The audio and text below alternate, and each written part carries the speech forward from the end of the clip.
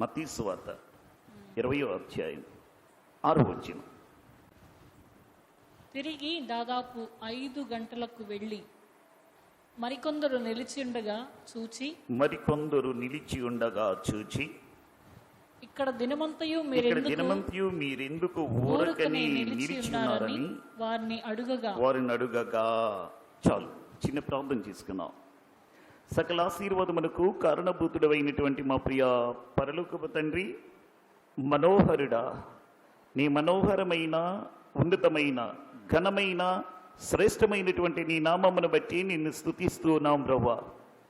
ఈ విజ్ఞాపన దినమున నీ సన్నిధిలో చేరి నీ నామాన్ని సన్నతించడానికి, నిన్ను కొనియాడటానికి మాకు ఇచ్చిన భాగ్యమును బట్టి నీకు స్తోత్రాలు చెల్లిస్తున్నాం. నశించిపోతున్న ఆత్మల పక్షముగా విజ్ఞాపన చేయటానికి మీరు మాకు ఇచ్చిన ఈ సమయంలో చదువున్న లేఖనాన్ని మా కొరకు ఆశీర్వదించండి. అందున్న సత్యమును మీరు మాకు బయలుపరచండి ప్రభా. కూడి వచ్చిన ప్రియులను నైనా లైవ్లో వింటున్నటువంటి వారందరినీ మీరు దర్శించండి.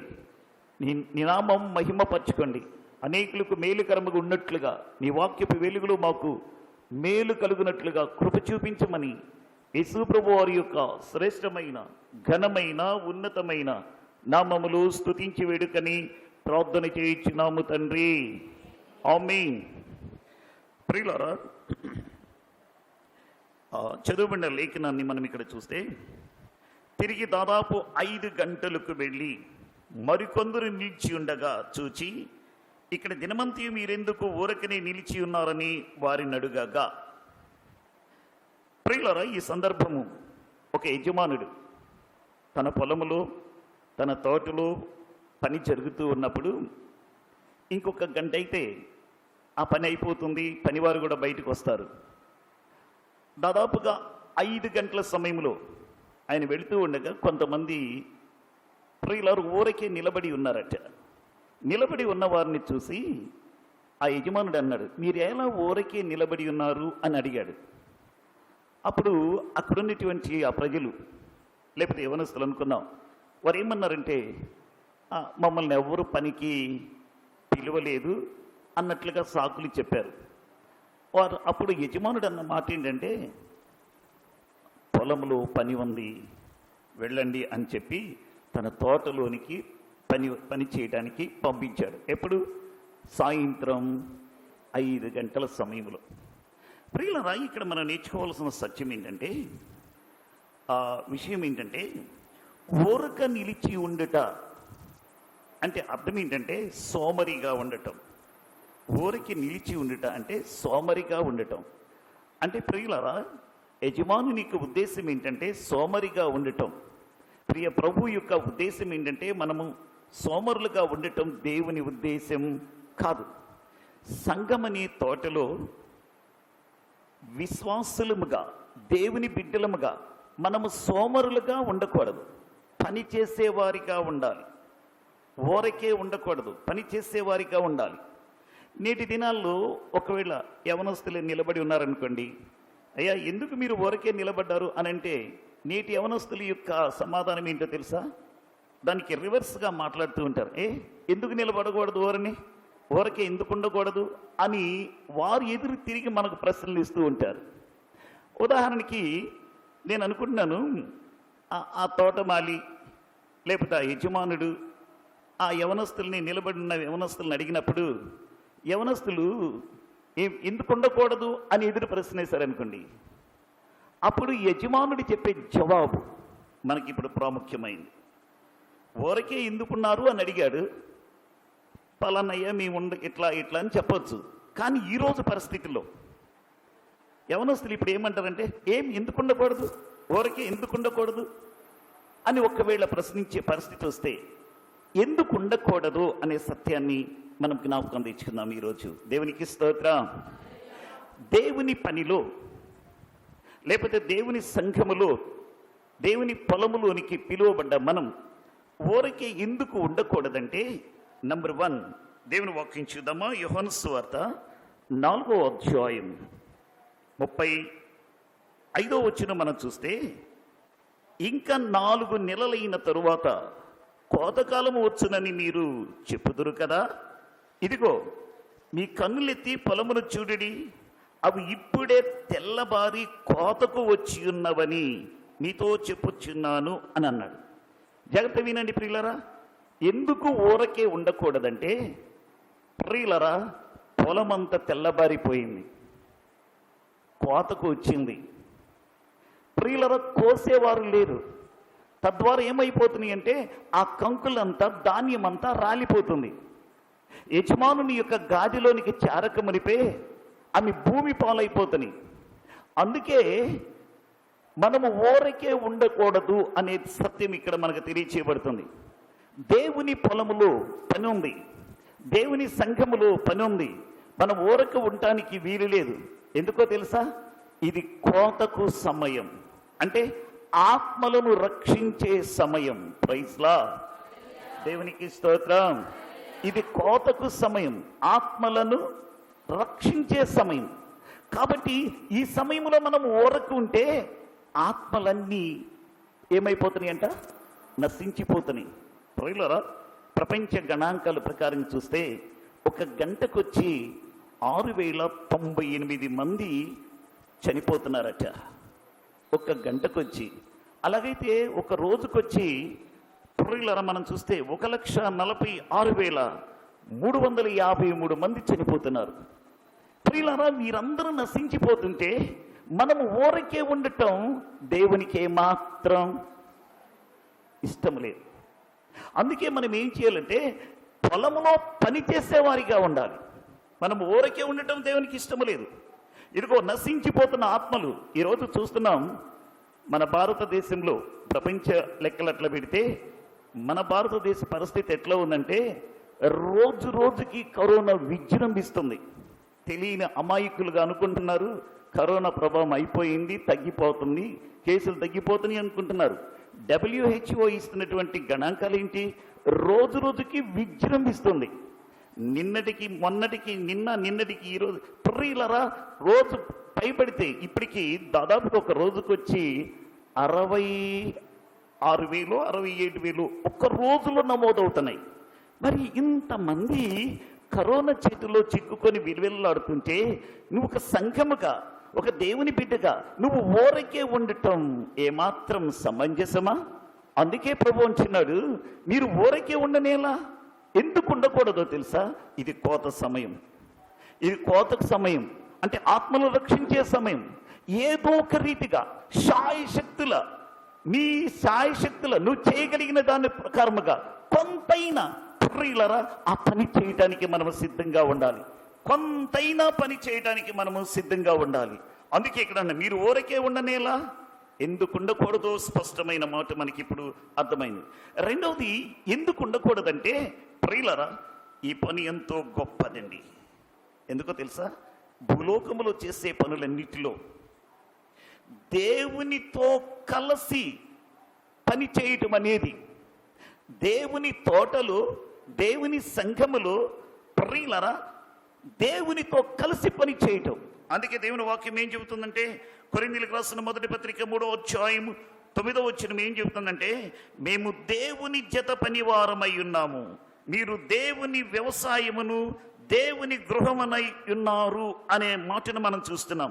ప్రియులారా, లోకములో లేకపోతే సంఘము లేక లోకమనే ఈ పొలములో దేవునితో కలిసి జత పనివారముగా, దేవునితో కలిసి కొన్ని ఆత్మలను రక్షించడానికి, దేవుని రాజ్యాన్ని కట్టడానికి, దేవుని నామాన్ని మహిమపరచడానికి, ఆయన యొక్క ఔన్నత్యాన్ని చాటడానికి ఆయనతో కలిసి పనిచేయటం కంటే విశ్వాసికి ఇంకా గొప్ప భాగ్యం ఏముందంటారు చెప్పండి? ఈ లోకంలో ఉన్నటువంటి భాగ్యములన్నిటిలో కూడా మిన్నైనది ఏంటంటే దేవునితో కలిసి దేవుని నామాన్ని చాటించటం, దేవుని సువార్తను ప్రకటించటం, దేవునితో కలిసి పని చేయటం. అందుకే నేను అంటున్నాను, పనెంతో గొప్పది ప్రియులారా, పనెంతో గొప్పది. కాబట్టి మనం ఊరకే ఉండకూడదు. ఆమేన్. నెంబర్ 1, కోతకు సమయమైంది, అంటే ఆత్మలు రక్షించడానికి ఇది సమయం కనుక మనం ఊరకే ఉండకూడదు. నెంబర్ 2, మనం చేసే పని ఎంతో గొప్పది కాబట్టి మనం ఊరకే ఉండకూడదు. మూడవదిగా మనం చూస్తే ప్రకటన గ్రంథం 10వ అధ్యాయం, ప్రకటన గ్రంథం 10వ అధ్యాయం 5 నుంచి 7 వచనాలు చూద్దామా? దయచేసి సహాయం చేయండి.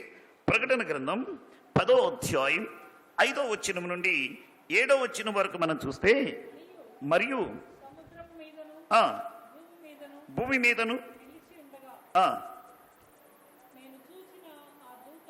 నేను చూచిన ఆ దూత తన కుడి చెయ్యి ఆకాశము ఆకాశము తట్టు తట్టు ఎత్తి పరలోకమును అందులో ఉన్న ఆ వాటిని, భూమిని అందులో ఉన్న వాటిని, సముద్రమును అందులో ఉన్న వాటిని సృష్టించి యుగయుగములు జీవిస్తున్న వాని తోడు ఒట్టు పెట్టుకొని ఇక ఆలస్యం ఉండదు గాని ఆలస్యం ఉండదు గాని చాలండి, ఇక ఆలస్యము ఉండదు.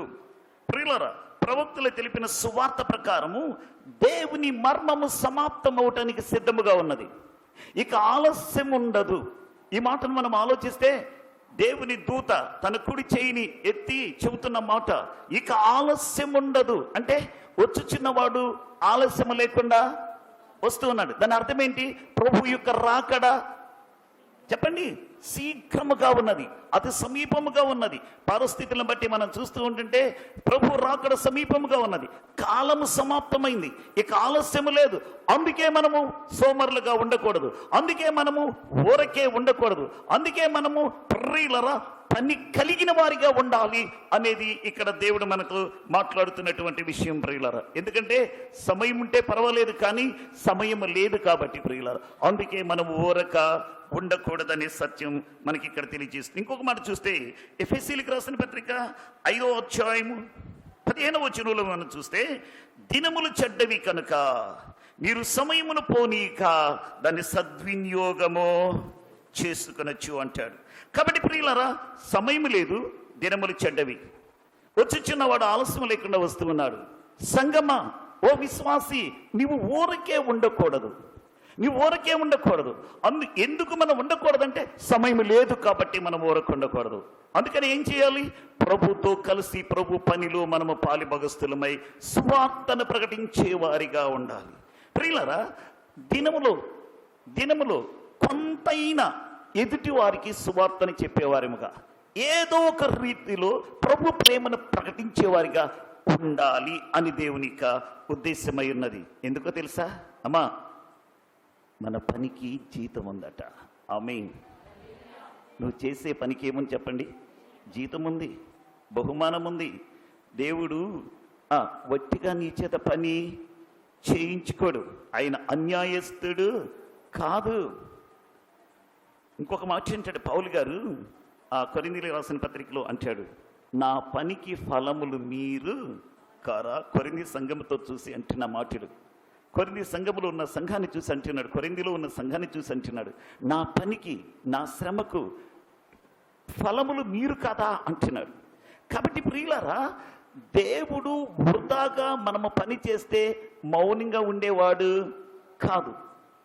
దయచేసి గమనించండి, నీ పనికి తగిన జీతం ఇస్తాడు, నీ పనికి తగిన ఫలమునిస్తాడు. మనం చక్కని ఒక పాట మనం పాడుకుంటాం కదా, ఏంటది?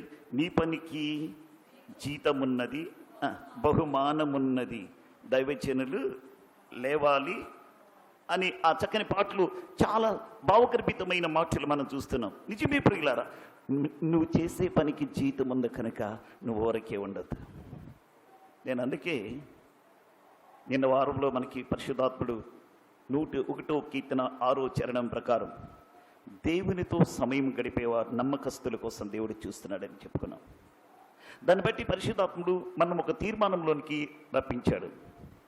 మీలో చాలామంది కనీసం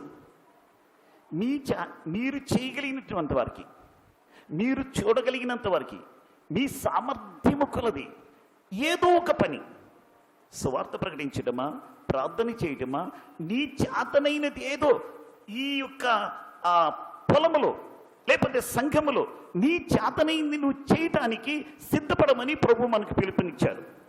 అందుకే మీలో చాలామంది కనీసం 1 గంట అయినా ప్రభు కోసం నేను గడపటానికి, వ్యక్తిగతంగా మీరు ఎంతో ప్రార్థన చేసుకోవచ్చు, వ్యక్తిగతంగా మీ కుటుంబంగా, అది కాదు, సంఘం కోసం, దేవుని రాజ్యం కోసం నశించే ఆత్మల కోసం, సంఘములో ఉన్న కుటుంబాల కోసం, బిడ్డల క్షేమం కోసం, సంఘ క్షేమం కోసం 1 గంట దేవునితో గడపడానికి మనం నిశ్చయించుకొని, ఇప్పటికే చాలా మంది పేర్లు ఇచ్చారు, ఎవరు ఏ గంటలో ప్రార్థన చేస్తున్నారు.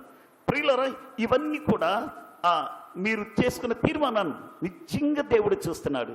దేవుడు అన్యాయస్తుడు కాదు. తప్పనిసరిగా మీ పనికి జీతం ఉంది, మీ పనికి బహుమానం ఉంది.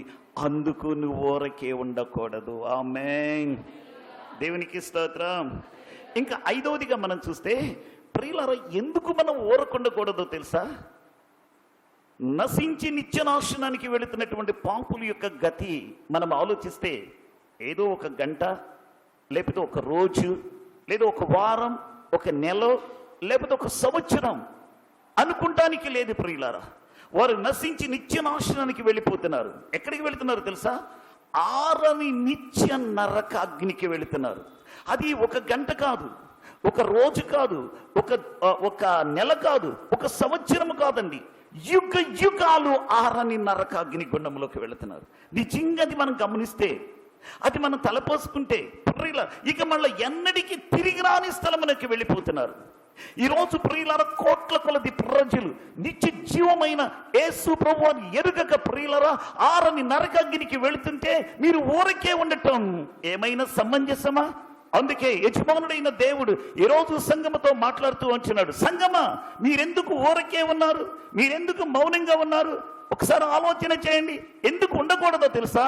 అదిగో నరకాగ్ని గుండం అనేది 1 రోజుతో, 1 గంటతో, 1 సంవత్సరం అయింది కాదండి.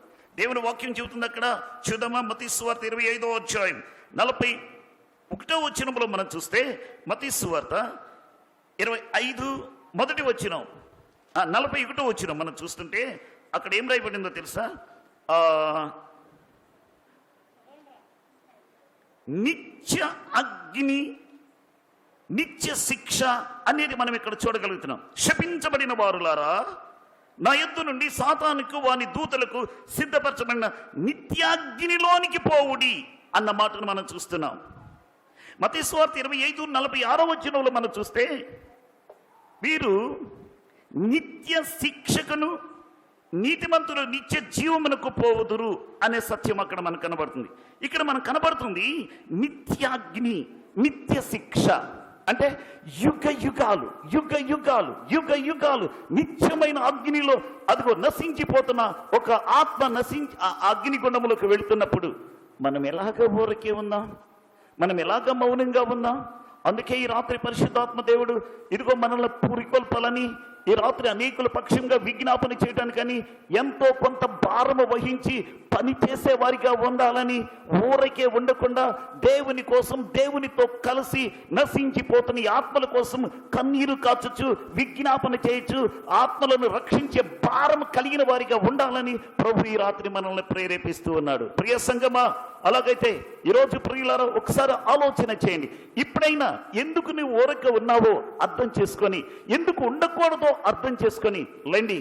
మనకున్నటువంటి ఆ సోమరితనము నుండి, మనకున్నటువంటి అది ఒక పడవ తెడ్డు వేసే కొలది పడవ ముందుకు వెళుతూ ఉంటుంది. సంఘములో ఉన్న బిడ్డలు కూడా సంఘ పరిచర్యలో పాలిభాగస్తులయ్యే కొలది దేవుని నామం మహిమపరచబడుతుంది, దేవుని సువార్త ప్రకటించబడుతుంది, దేవునికి ఘనత రాగలుగుతుంది. ఒక ఆత్మ సువార్త ప్రకటించబడటం వలన ఆ సువార్తలో ఉన్న సృజనాత్మకమైన శక్తి ఒక పాపిని ప్రభు దగ్గరికి నడిపించగలుగుతుంది. మీరు అలాగనే మౌనంగా ఉంటే సువార్త ప్రకటించబడలేదు. సువార్త ప్రకటించకపోతే నిత్య నరక అగ్నిగుండములోనికి త్రోసివేయబడుతున్నారు ప్రజలు. అందుకే ఈ రాత్రి యజమానుడైనటువంటి యేసయ్య అడుగుతున్నాడు, మీరెందుకు ఊరికే ఉన్నారు? మీరెందుకు ఊరికే నిలబడి ఉన్నారు? ఎందుకు నిలబడకూడదో తెలుసా? కోత కోసే సమయమైంది కాబట్టి మనం ఊరికే ఉండటానికి వీలు. ఎందుకని? కంకులన్నీ ఏమైపోతున్నాయి అంట, రాలిపోతున్నాయి. యజమానుడి ఆశలన్నీ ఏమైపోతున్నాయి అంట, ఒమ్మైపోతున్నాయి. యజమానుడి గాదిలోనికి చారకమునిపే ప్రియులరా భూమి పాలైపోతున్నాయి. అందుకే మనం ఊరికే కూర్చోవటానికి వీల్లేదు. ఇక రెండవదిగా మనము చేసే పని గొప్పది. ఆమేన్. దేవునితో కలిసి సువార్త పని చేయటంలో, దేవునితో కలిసి ప్రార్థన చేయటంలో, దేవునితో కలిసి ప్రియులరా దేవుని రాజ్యాన్ని కట్టడంలో చేసే పని చాలా గొప్ప పని ఇది. అందుకే మనం ఊరికే ఉండకూడదు. మూడవది, దూత చెబుతూ ఉన్నాడు, తన కుడి చేతిని పైకెత్తి చెబుతున్నాడట, ఏమని? ఇక ఆలస్యము లేదు, ఇక ఆలస్యం లేదు. అందుకే మనం ఇక తొందరపడాలి. మన మౌనంగా ఉండడానికి వీల్లేదు, ఊరకే ఉండడానికి వీల్లేదు. నాలుగవదిగా చూస్తే, మన పనికి జీతం ఉంది. మన పనికి జీతం ఉంది. ప్రియులారా, ఆయన అన్యాయస్తుడు కాదు. జీతము, నువ్వు చేసే ప్రతి చిన్న పని, ఒకవేళ కొన్ని గంటలు దేవుని కోసం నువ్వు ప్రయాసపడితే, ఆ కొన్ని గంటల ప్రయాసకు తగిన ప్రతిఫలము దేవుడిస్తాడు. ఆమేన్. ఆ దేవునితో నువ్వు చేసే ఆ పనికి తగిన జీతం ఆయన సిద్ధపరిచాడు. ఆమేన్. ఏంటో జీతం? నిత్య జీవార్థమైన ఫలములు. ఆమేన్.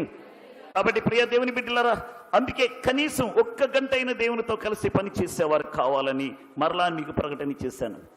ప్రియులరా, మీలో చాలా మంది 1 గంట అయితే పని చేయడానికి ఇష్టపడ్డారు. దయచేసి మీ తీర్మానాలను స్థిరపరచుకోండి. అంతము వరకు ప్రియులరా, దేవునితో కలిసి ఆ 1 గడి అయినా దేవునితో కలిసి ఈ లోకమనే పొలములో పనిచేసి నశించి ఆత్మలను రక్షించి ప్రభు రాజ్యాన్ని స్థిరపరిచి ఆరని అగ్నికి జోగాడుతున్నటువంటి ఆత్మలను ప్రియులరా మనము సంపాదించే వరకు ప్రియులర దేవునితో కలిసి ఊరక ఉండకుండా పని చేసేవారిగా మన ముందుగాక. అతి కృప పరిశుద్ధాత్మ దేవుడు మనకి సహాయము చేయునుగాక. ఆమేన్.